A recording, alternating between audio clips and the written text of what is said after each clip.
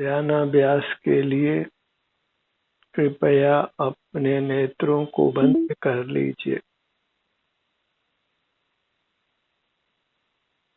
इंद्रियों से हम पर पदार्थों का अवलंबन लेते हैं, आश्रय करते हैं, फिर हम उनके परतंत्र हो जाते हैं। हम इंद्रियों के भी परतंत्र होते हैं और इंद्रियों के विषय के भी परतंत्र होते हैं। और जब हम अंतर्दृष्टि करके अपने ही सन्मुख रहते हैं, अपना ही अवलंबन करते हैं, तो हम स्वाधीन होते हैं। पराधीनता में दुख है और स्वाधीनता में सुख। इसलिए इंद्रिय द्वारों को यथासंभव बंद रखने का प्रयत्न कीजिए। उससे सहज ही पराश्रय मिटता है और अंतर्दृष्टि करने से स्वाश्रय होता है। इस प्रकार हम पराधीनता को समाप्त कर स्वाधीन होते हैं। नेत्रों को बंद रखकर अपने ही शरीर का आश्रय करके रहना है। सिर से पांव तक ये हम हैं, हमारी अमूर्त काया है, उसी का हमको स्वामित्व है। तो वही एकमात्र हमारा उत्तम भोग्य है। वह आनंद से रचित है, इसलिए उसके आश्रय से आनंद का अनुभव होता है। और जब अपने आनंद का अनुभव करते हैं तो फिर आनंद के लिए पर पदार्थों की आवश्यकता नहीं रहती। आवश्यकता ही दुख है और आवश्यकता विहीन होना ही सुख है। अपना मुख अपनी ओर रखिए। आप परमात्मा स्वरूप हैं, आनंद रूप हैं। निर्विकल्प रहना आपका स्वभाव है। कुछ भी विचार नहीं करना और मूर्त जगत का आश्रय नहीं करना। न वर्ण का, न गंध का, न रस का, न स्पर्श का और न शब्द का। ये सब अचेतन के धर्म हैं। इनमें किंचित भी सुख नहीं है, पर उनसे सुख होने का भ्रम होता है। जो भी सुख होता है वह हमारे सुख स्वभाव के कारण ही होता है। मूर्त पदार्थों को सुख नहीं होता, क्योंकि वे सुख स्वभावी नहीं है। हमें सुख होता है क्योंकि हम सुख स्वभावी हैं। हम सुख स्वभावी है, ये निर्धार होने पर फिर हम सुख के लिए अपना ही अवलंबन करते हैं, अपने ही सन्मुख रहते हैं। अपने सन्मुख रहने का काल फिर धीरे धीरे बढ़ता जाता है और वह समय आ जाता है हम पूरी तरह अपने सुख स्वभाव के सन्मुख रहते हुए उत्तम सुख को भोगते हैं। और वही परमात्मा दशा है और हमें उसी को पाना है। अत्यंत आत्मनिर्भर दशा, आत्माश्रित दशा, स्वाधीन दशा।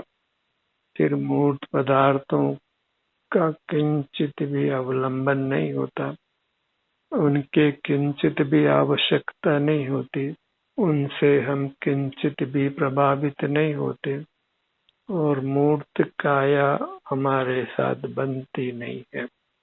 हम अमूर्त ही रहते हैं। और अमूर्त रहना ही वह हमारी शुद्धता है, पवित्रता है। और उसके लिए हमें अपनी अमूर्त काया के आश्रित रहना है। अपने ध्यान को अपने मुखमंडल पर लाइए।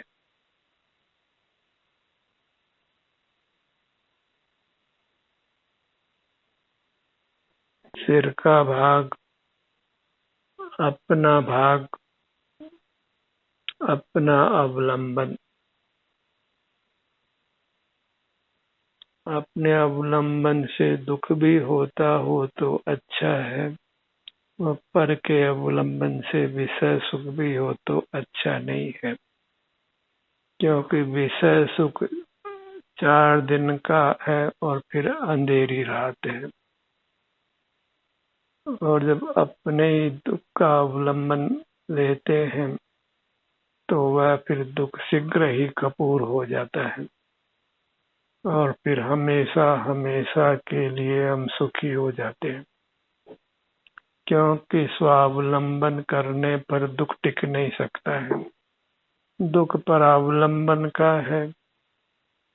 परावलंबन से ही दुख संचित होता है, जो स्वावलंबन करने पर कुछ समय तक रह सकता है, पर वह सदा नहीं रहता। शीघ्र ही हम अपने स्वास्थ्य को पा लेते हैं, उत्तम सुख को पा लेते हैं, और फिर वह अनंत काल तक बना रहता है। अपने ध्यान को अपने ललाट भाग पर लाइए, और जब अपने सन्मुख रहते हैं तो हमको सहज ही प्रसन्नता रहती है, शांति का अनुभव होता है, और हर्ष भी होता है कि हमने सुख का मार्ग पा लिया है। इस प्रकार हम परावलंबन से किसी न किसी दिन पूरी तरह मुक्त हो जाएंगे। जब अपने सन्मुख रहते हैं तो पर पदार्थों की वांछा क्रम से मिटती जाती है, परिग्रह कम होता जाता है, हम स्वाधीन रहने लगते हैं। कम से कम परिग्रह के साथ रहते हैं तो फिर बाह्य पदार्थों की आवश्यकता कम होती जाती है, उसके लिए फिर धन की आवश्यकता भी कम होती जाती है। धन को अर्जित करने के लिए ये नाना प्रयत्न करते हैं, फिर उस प्रयत्न की आवश्यकता भी नहीं होती है। फिर सदा हम अपना अवलंबन करते हुए सुख से रह सकते हैं। क्योंकि धन अर्जित करने में बहिर्मुख रहना होता है, परावलंबी रहना होता है, और जहाँ पर बहिर्मुखता है, परावलंबन है, उससे दुख ही संचित होता है। अपने ध्यान को अपने भ्रूमध्य पर लाइए।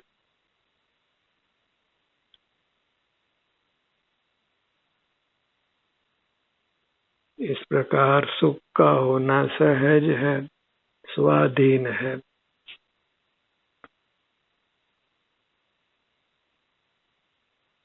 आप ही आनंद कंद है, इसलिए जड़ पदार्थों से सुख होने का भ्रम छोड़िए।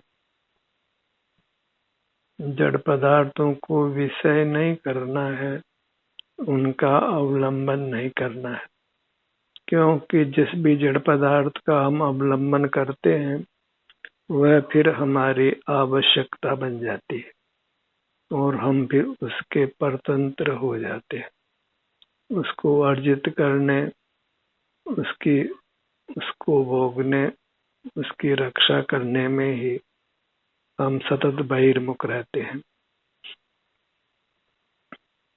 अपने ध्यान को अपने दोनों कानों के भाग पर लाइए, और गहराई से वहाँ सुख दुख की जो भी दशा है उसका अनुसंधान करके उसी को भोगिए।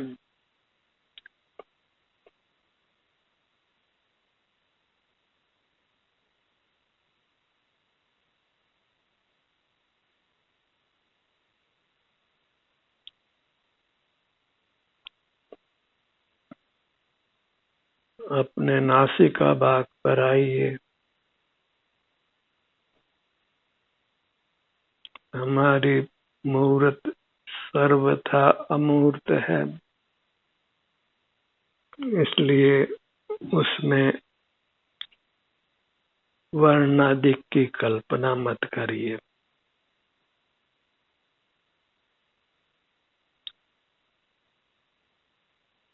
इंद्रिय ज्ञान से ही हम अपने आप को मूर्त मानने लगते हैं, क्योंकि मूर्त हमारे में मिला हुआ है। पर जो मिलावट है वह हमारा स्वरूप नहीं है, और मिलावट से ही अशुद्धि है, और अशुद्धि से ही वस्तु का स्वभाव नष्ट होता है। हमारा सुख स्वभाव व्यक्त नहीं होता है, और इसके विपरीत दुख का अनुभव होता है। दोनों नथनों का भाग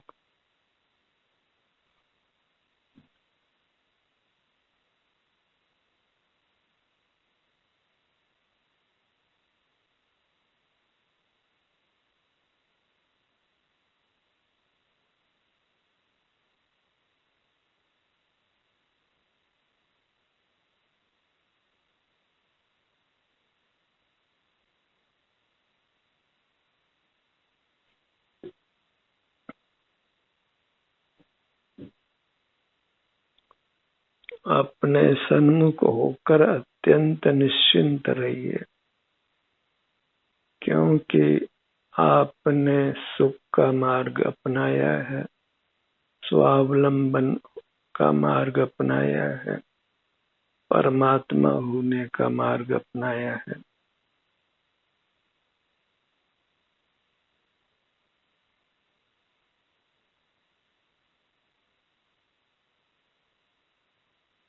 अपने ध्यान को अपने दोनों होठों के भाग पर लाइए।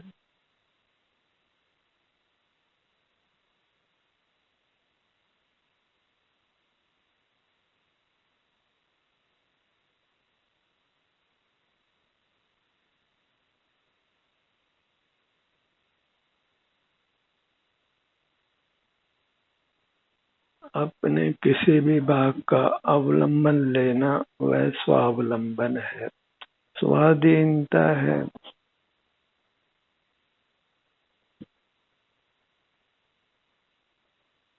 क्योंकि हमारा हर भाग सुख स्वभावी है, इसलिए अपने हर भाग के अवलंबन से हमको शांति का ही अनुभव होता है।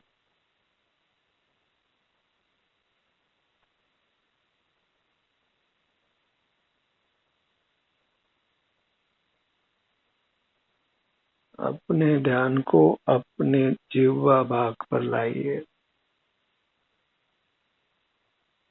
अपने हर भाग का संवेदन करना योग्य है।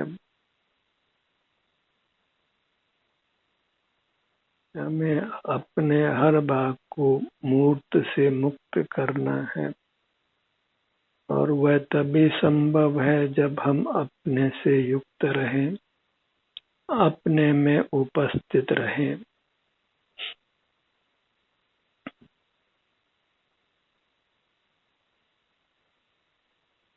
जब हम अपनी काया में आ जाते हैं तो फिर मूर्त हमसे विदा ले लेता है, और हमारी काया अत्यंत परिशुद्ध होती है, मूर्त के मिलावट से रहित होती है।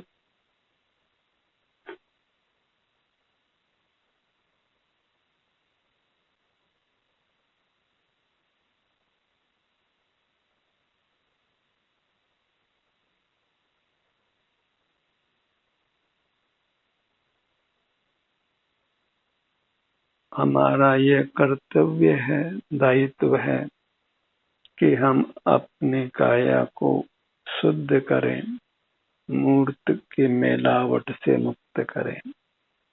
ये मूर्त ही मल है, मैल है, अशुचि है, जिसे हमें अपनी काया को मुक्त करना है। और केवल स्थूल काया का ही बंधन नहीं है, इसके अतिरिक्त सूक्ष्म मूर्त कार्मण काया का भी बंधन है। उसी से फिर आयु पूरी होने के बाद नूतन मूर्त शरीर की प्राप्ति होती है।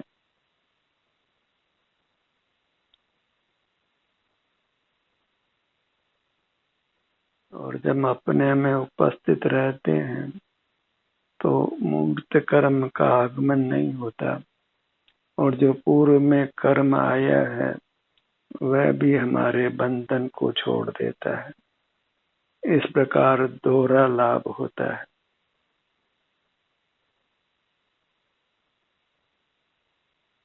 और जब हम बहिर्मुख रहते हैं तो नूतन कर्म आता है और पूर्व संचित कर्म भी और अधिक जटिल हो जाता है। इस प्रकार दोहरी हानि होती है। इस प्रकार लाभ हानि को समझकर हमें यथासंभव अपने आप को बहिर्मुखता से बचाना चाहिए। अंतर्मुख रहने का प्रयत्न करना चाहिए।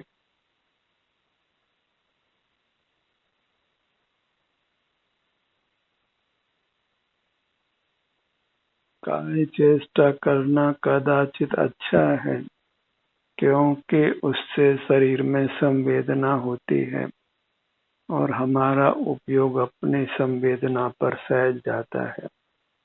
उससे सहज ही अनचाहे ही अंतर्मुक्ता होती है और उससे हम कर्मों से मुक्त होते हैं।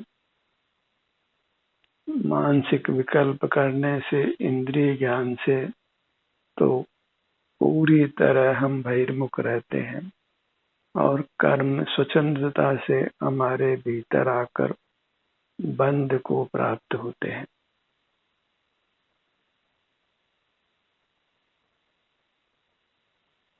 अपने ध्यान को अपने मुख के भीतर तालु भाग पर लाइए।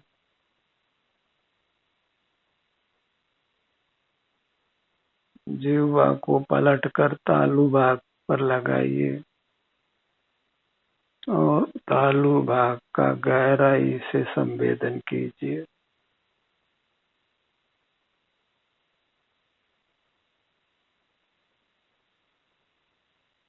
हर भाग में कितना दुख है, कितना सुख है, उसको गहराई से महसूस कीजिए, क्योंकि इसी प्रकार हम अपने आप को बहिर्मुख होने से रोक पाते हैं।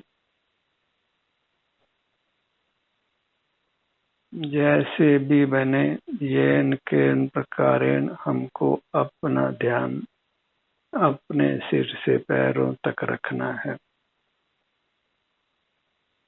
योग के नाना आसन करने का प्रयोजन भी यही होता है, क्योंकि उससे शरीर में खिंचाव आता है और हमारा ध्यान अपने शरीर से युक्त होता है। मोक्ष मार्ग इतना ही है कि हम अपने शरीर से युक्त होकर अपने शरीर में जो भी संवेदना है उसका अनुभव करते हुए रहें। बाह्य पदार्थों को विषय नहीं बनाएं, उनका सेवन नहीं करें।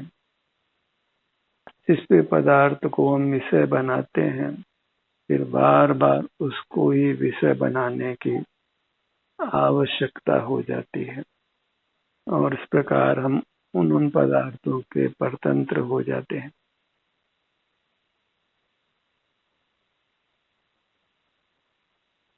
और अपने सन्मुख रहते हैं तो फिर अपने सन्मुख होने की इच्छा उत्पन्न होती है और उससे हम पुनः पुनः अपने सन्मुख होते हैं।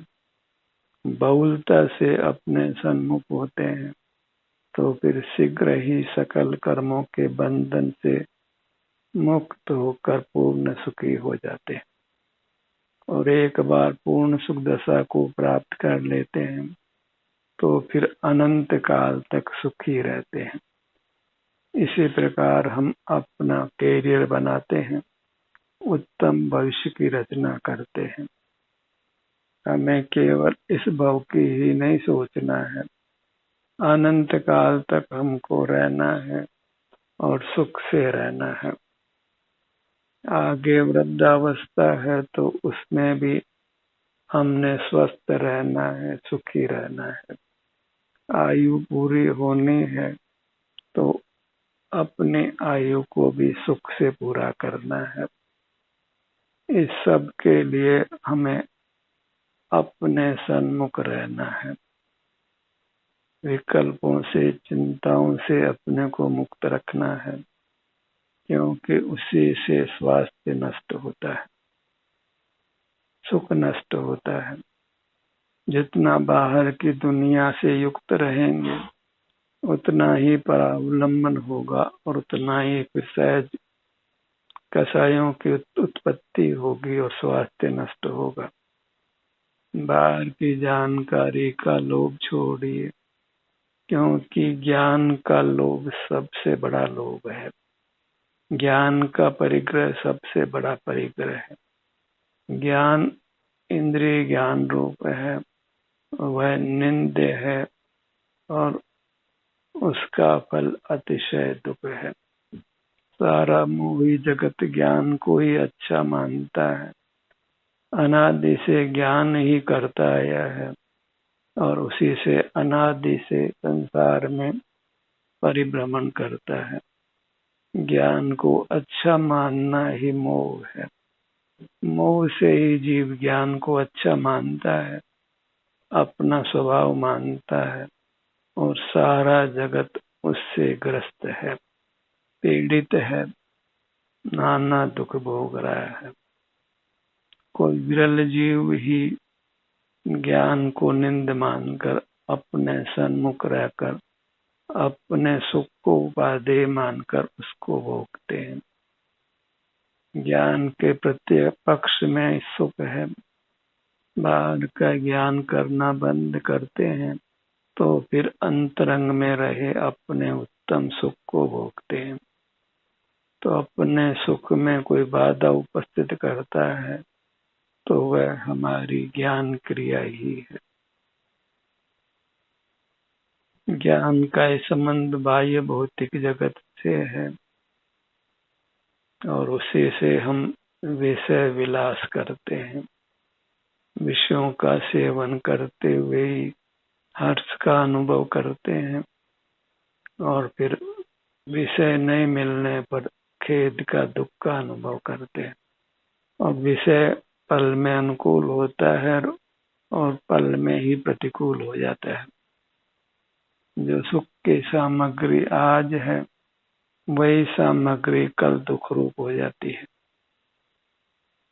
इस सामग्री का विश्वास करना योग्य नहीं है और अपनी अमूर्त काया का ही जो आप ही है उसी का विश्वास करना योग्य है।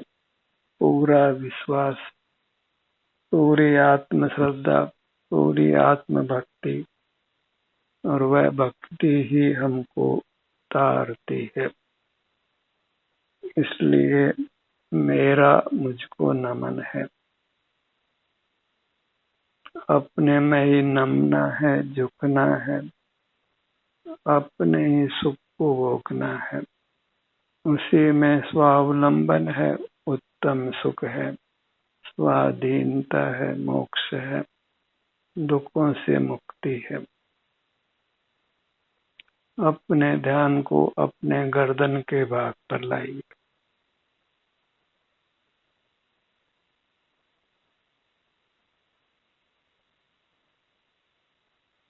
ये अंतर्मुखता भी अभ्यास से ही सिद्ध होती है, क्योंकि अनादि से हम बहिर्मुख रहे हैं।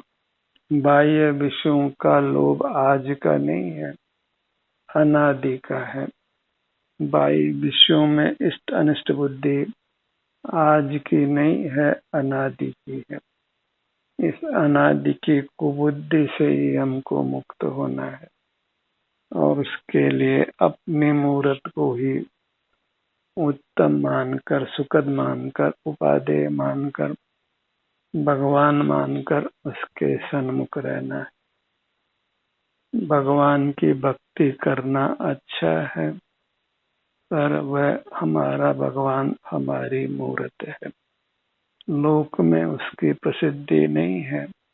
हर धर्मावलंबी अपने अपने परमात्मा को मानता है, और जितने मनुष्य हैं उतने ही परमात्मा की कल्पनाएं हो गई। पर सबका अपना अपना परमात्मा आप स्वयं है, और उसी में हम स्वाधीन होते हैं। पर परमात्मा की श्रद्धा भी परतंत्रता है। पर तो पर ही है, भले ही वह कोई भी क्यों ना हो, और आप ही है, भले ही अपने में शरीर में अभी तत्काल वेदना क्यों ना हो। क्योंकि जब हम अपने को स्वीकार करते हैं, अपने सन्मुख रहते हैं, तो फिर वेदना हमेशा हमेशा के लिए हमसे विदा ले लेती है। हमारे शरीर के किसी भी भाग में किंचित भी वेदना नहीं हो, ऐसा यदि आप चाहते हैं तो नेत्रों को बंद कर अपने शरीर का एहसास करते हुए रहिए, और फिर निश्चित रूप से आपका शरीर सदा वेदना रहित रहेगा, और वेदना रहित रहना ही सुख है। अपने ध्यान को अपने सीने के भाग पर लाइए। हर भाग में नाना अंग उपांग काम करते हैं। हर अंग उपांग का अपना महत्व है। छोटी सी छोटी नस का भी अपनी उपयोगिता है। ये तो मूर्त काया की बात हुई, और वहीं अपनी अमूर्त काया है। दोनों का संबंध संसार में बना हुआ है। हम और हमारी छाया की तरह से दोनों का संग है। दोनों साथ ही स्वस्थ रहते हैं, दोनों साथ ही अस्वस्थ रहते हैं। अपने में स्वस्थ रहते हैं तो मूर्त काया स्वतः स्वस्थ हो जाती है। हम खड़े होते हैं तो मूर्त काया भी खड़ी हो जाती। ऐसा ही विशिष्ट बंधन चल रहा है। अपने ध्यान को अपने पेट के भाग पर लाइए। हम सब चाहते हैं कि शरीर सुखद रहे, तो शरीर को सुख स्वभावी मानकर उससे युक्त रहिए।